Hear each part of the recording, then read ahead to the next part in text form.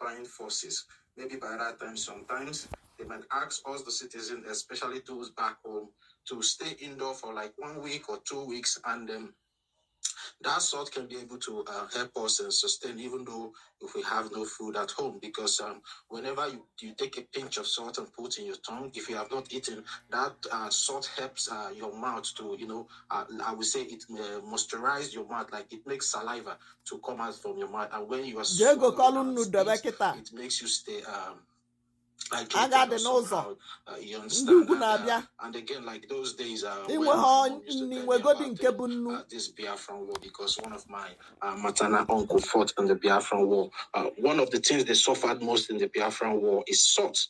And my mom used to tell me those days that whenever my uncle, because those soldiers then were the people that were so privileged to be having access to foods and salt and sugar, all those things, because it's very, very important. All those things that we normally commonize at home is very, very important.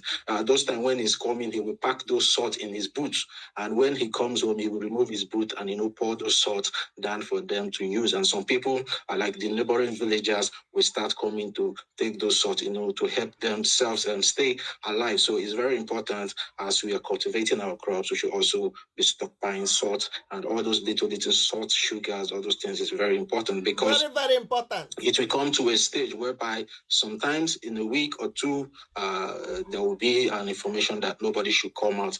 Maybe by that time is when our liberation forces will start taking over our villages, our territory, they try to take charge of all territories back home. So please, we should always adhere to instructions whenever our defense forces give us this information. So I just want to bring it back here for all of us, especially those back home. And just like our senior citizen, Dr. Stella said, don't listen to anybody. The only original government that we have, the only government, not even original government, the only government we have is Biafran Republic government in exile. And any information that you are not getting from the Biafran Republic government in exile, discard that information. And whatever you are not getting from our APM, who in the name of Honorable discard it. And whatever information you are not getting from our information minister, Honorable Sonny Akparawa, disregard such information. And most importantly, as she said last day before she submitted her mic, funding, because it's with funding that is how we are going to make a great impact, liberate our land, and restore Biafra. We all have been hungry to have, as she said, that she wants to come back home.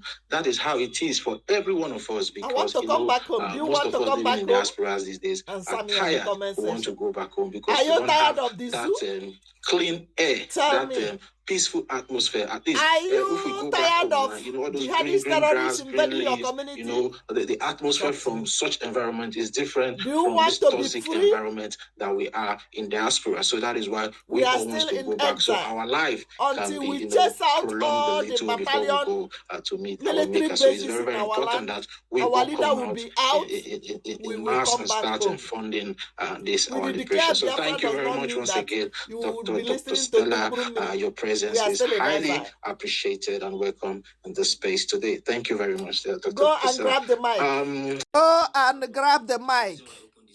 Go and grab the mic and say your mind. If you are not tired of the zoo, I am tired of the zoo. I want Biafra. We want to defend our territory. We have redeclared Biafra.